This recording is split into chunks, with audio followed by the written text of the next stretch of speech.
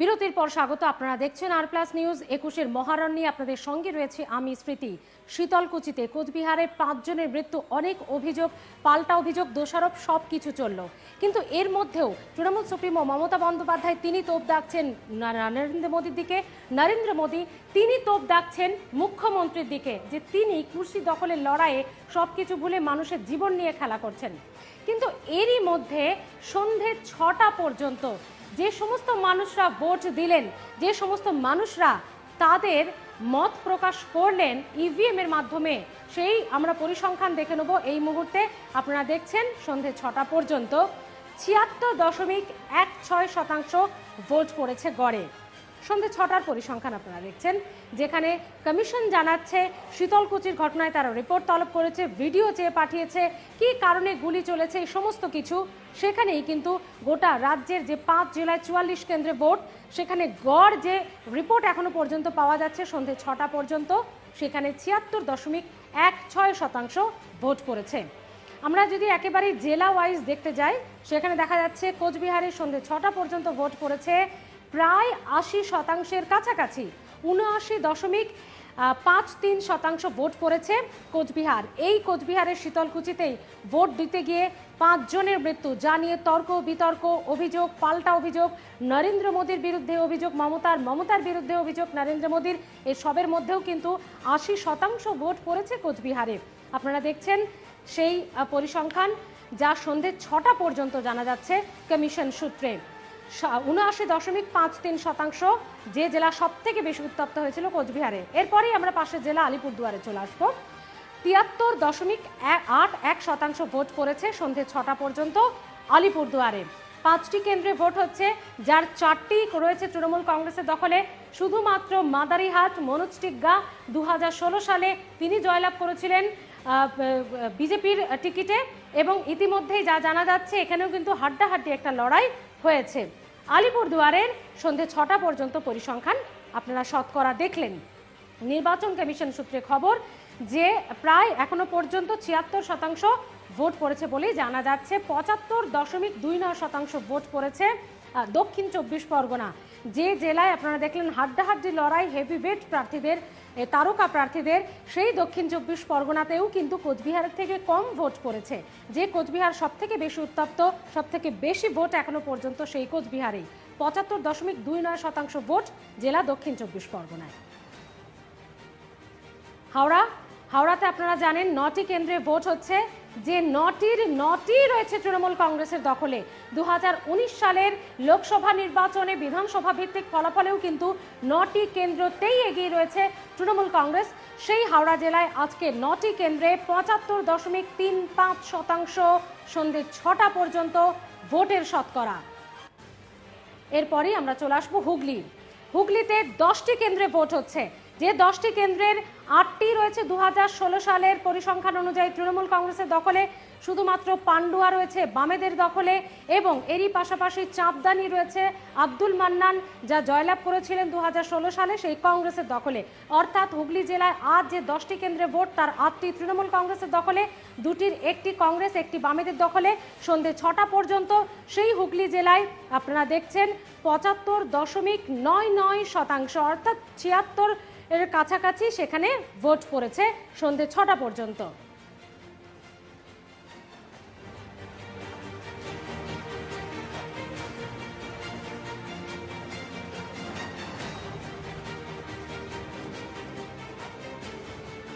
.16% vote পড়েছে সন্ধ্যে 6টা পর্যন্ত, কমিশন জানাচ্ছে। সব মিলিয়ে ভোট তো হলো, ভোট সরকারিভাবে আনুষ্ঠানিক সময়সূচি অনুযায়ী শেষ, কিন্তু 5টা মৃত্যু, একটি রহস্যজনক মৃত্যু কোচবিহারের শীতলকুচি থেকে 285 নম্বর বুথ এবং 126 নম্বর বুথে, যেখানে কার্যত 4 জনের মৃত্যু, যেখানে ভোট স্থগিত। এই সব কিছুই বহু প্রশ্ন রেখে গেল। এই 5 জন তো ভোটাধিকার প্রয়োগ করতে গিয়েছিলেন, তাহলে কেন তাদের মৃত্যু? দেখব। আতঙ্কের চতুর্থ দফা, কোচবিহারে ভোটের বলি 5।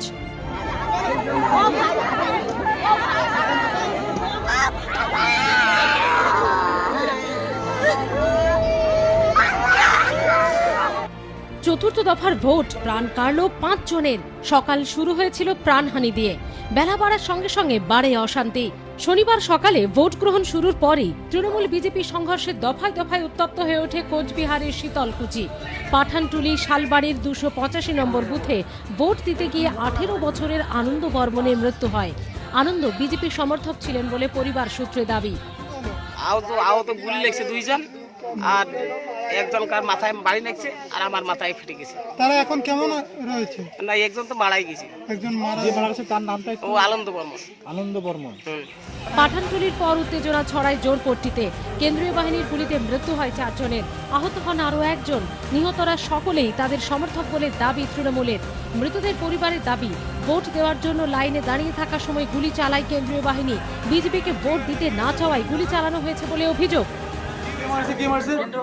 কেন্দ্র বাহিনী মারছে। ওর কি ছিল?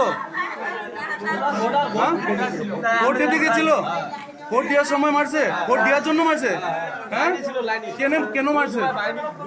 হ্যাঁ, গুলি চালু করে দিচ্ছিল। কেন্দ্রীয় বাহিনী পরিকল্পনা করে গুলি চালিয়েছে বলে অভিযোগ স্থানীয়দের। তাদের বক্তব্য, এক শিশুকে মারধর করে কেন্দ্রীয় বাহিনী, এরপরই এলাকা উত্তপ্ত হয়ে ওঠে। তখনই গুলি চালায় কেন্দ্রীয় বাহিনী। ভোটের মধ্যে এখানে বিজেপির কিছু গুন্ডা তারা এখানে এসে হাঙ্গামা বাঁধানোর চেষ্টা করে। কেন্দ্রীয় বাহিনী তাদের সঙ্গে যোগ দেয়। কেন্দ্রীয় বাহিনী তাদের সঙ্গে যোগ দিয়ে এখানে একটা লাঠি চার্জ করতে শুরু করে দেয়। পুলিং পার্টিও তারা আক্রান্ত হয়েছে। এখানে হোমগার্ড একজন ছিল, পুলিশের গার্ডে তাকেও মারধর করা হয়েছে। কেন্দ্রীয় বাহিনীর সাফাই, বুথ থেকে 300 মিটার দূরে একটি শিশু পড়ে থাকার খবর পেয়ে পৌঁছয় বাহিনী। গুজব ছড়ায় বাহিনীর হাতে আক্রান্ত ওই শিশু।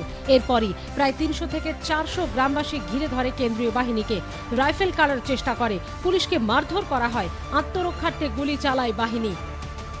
এখানে একটা নিউজ পৌঁছায় কি আরটি মোবাইল আর সেক্টর মোবাইল একটা নিউজ পৌঁছায় সেক্টর মোবাইলে। ওই টাইমে একটা ছেলে ওখানে পড়ে আছে, মানে অসুস্থ হয়ে, মানে মোহাম্মদ মিনাল হক ওর নাম, 14-15 সাল বয়স হতে পারে।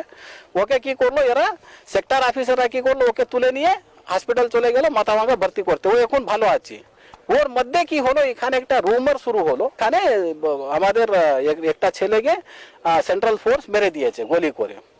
পরে ওরা অনেক লোক এখানে গ্রামবাসীরা অনেকটা লাঠি পেটা কি নিয়ে আসলো, এসে পুলিশের উপর भी हमला করতে শুরু করলো। ওর পরে দরজা ভেঙে দিয়েছে। পোলিং পার্সোনাল মানে প্রিসাইডিং অফিসার ইনাদের भी অনেকটা চোট লেগেছে, আর ইভিএম মেশিন সব ভেঙে দিয়েছে, দরজা भी ভেঙেছে, পুলিশরা भी মার খেয়েছে। ওর পরে কি করেছে সিএসএফ, ওর মধ্যে ওরা গুলি করেছে। ওর মধ্যে 4 লোক মরেছে, একটা লোক মরে নাই, ও হসপিটাল নর্থ বেঙ্গল হসপিটালে ভর্তি আছে। ওর 4 ভোটারের মৃত্যুর পর থমথমে গোটা এলাকা। 126 নম্বর বুথে ভোট গ্রহণ স্থগিত রাখা হয়। এদিকে গুলি চালনার কথা জানিয়ে সম্পূর্ণ রিপোর্ট চেয়ে পাঠিয়েছে নির্বাচন কমিশন।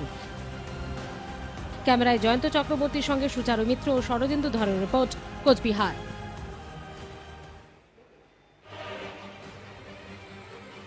ইতিমধ্যে কোচবিহারের শীতলকুচির ঘটনায় ক্ষোভ বিক্ষোভ বাড়ছে রাজ্যে।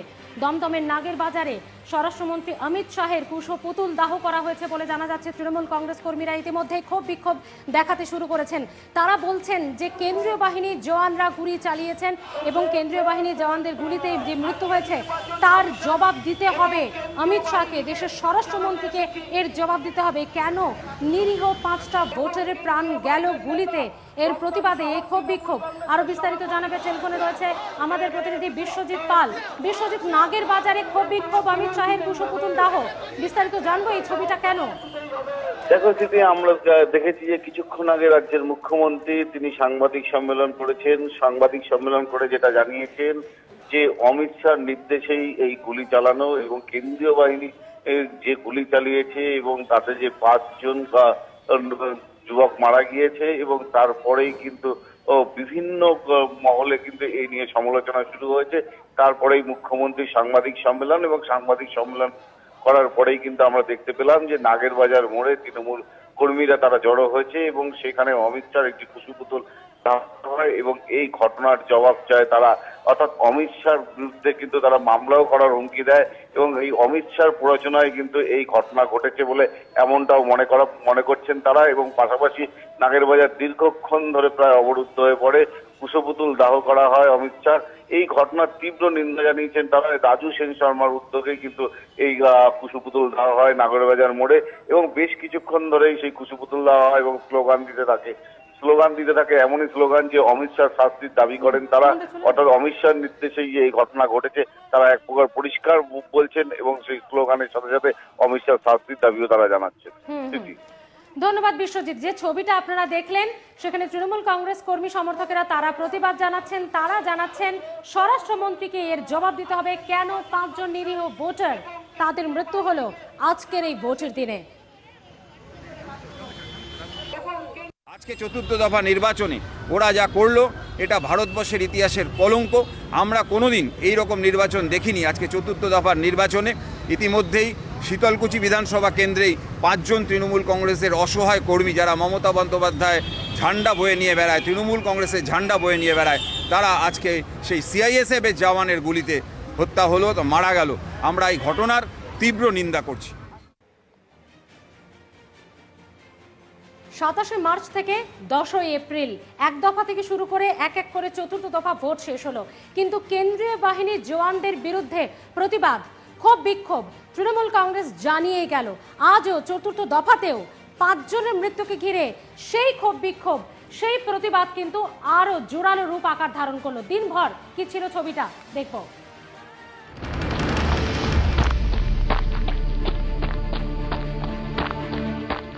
কেন্দ্রীয় স্বরাষ্ট্রমন্ত্রী অমিত শাহর বিরুদ্ধে কেন্দ্রীয় বাহিনীকে চালনার অভিযোগ আগেই তুলেছেন মমতা বন্দ্যোপাধ্যায়।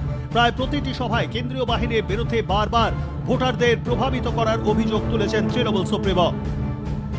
আমি তো সেন্ট্রাল পুলিশ, স্টেট পুলিশ সবাইকেই রেসপেক্ট করি, আমার কোনো ডিফারেন্স নেই, কিন্তু অমিত শাহকে আমি সাপোর্ট করি না। অমিত শাহ পুলিশদের বাজে কাজ করতে শেখায়। সেই অভিযোগকে নস্যাৎ করে অমিত শাহ জানিয়েছেন ভোটের সময় কেন্দ্রীয় বাহিনী শুধুমাত্র নির্বাচন কমিশনের কথাতেই চলে। जिस प्रकार की टिप्पणी ममता दीदी ने सुरक्षा बलों के लिए की है, मुझे आश्चर्य है कि सार्वजनिक जीवन में मेरा बहुत लंबा समय गया है, मैंने ऐसी टिप्पणी कभी नहीं देखी। कोई राज्य की मुख्यमंत्री और राजनीतिक दल की अध्यक्षा अगर ये कहती है कि सीएपीएफ का आप घिराव कर लो, उनको घेर लो, रोक लो, मैं नहीं ऐसा दृश्य मेरे राजनीतिक जीवन में देखा है। ये क्या कहना चाहती है?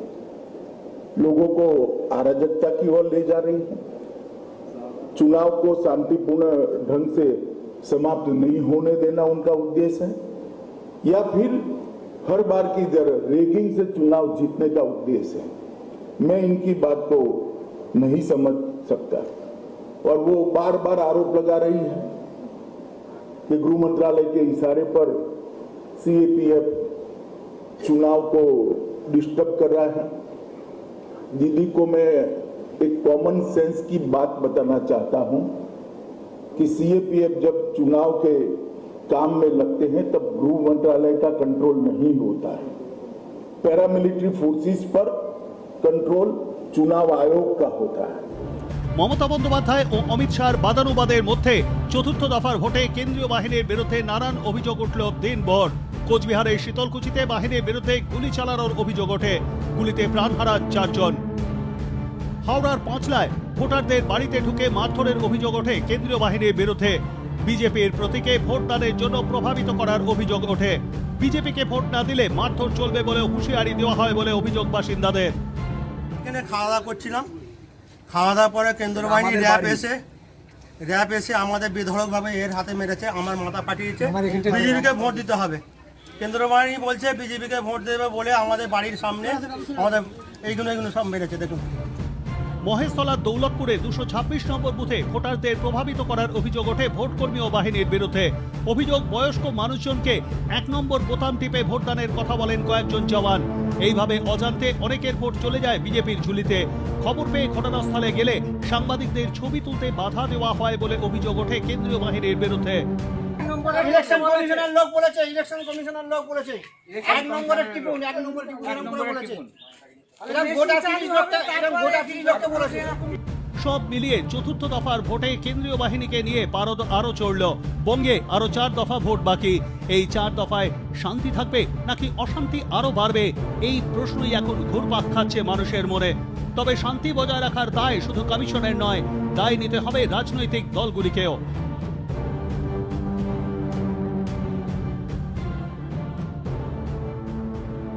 রঞ্জিত রায় ও বিশ্বজিৎ নস্করের রিপোর্ট, আর+ নিউজ।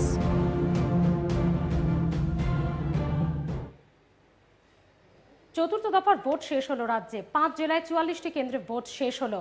তবে এই 44টি কেন্দ্রের ভোট চতুর্থ দফার সপ্তদশ বিধানসভার ভোট অনেক প্রশ্ন রেখে গেল। বোমাবাজি, গুলিতে ভোটারদের মৃত্যু, গাড়িতে ভাঙচুর, প্রার্থীদের বাধা, এজেন্টদের বসতে না দেওয়া, ভোটারদের বাধা, গ্রাম রণক্ষেত্র হয়ে উঠল। এই সবের মধ্য দিয়ে শেষ হলো রাজ্যে সপ্তদশ বিধানসভা নির্বাচনের চতুর্থ দফার ভোট গ্রহণের দিন। কিন্তু আরও 4টি রাজ্যে তো নির্বাচন হলো, অসম, কেরল, তামিলনাড়ু, পুদুচেরি। একটি মাত্র সংঘর্ষের খবরও সেখান থেকে পাওয়া যায়নি। তৃতীয় দফাতেই শেষ হয়ে গেল সেই নির্বাচন। সব মিলিয়ে পশ্চিমবঙ্গে কোনো আমলেই কি রক্তপাত ছাড়া, মৃত্যু ছাড়া, সংঘর্ষ ছাড়া ভোট আমরা দেখতে পাবো না?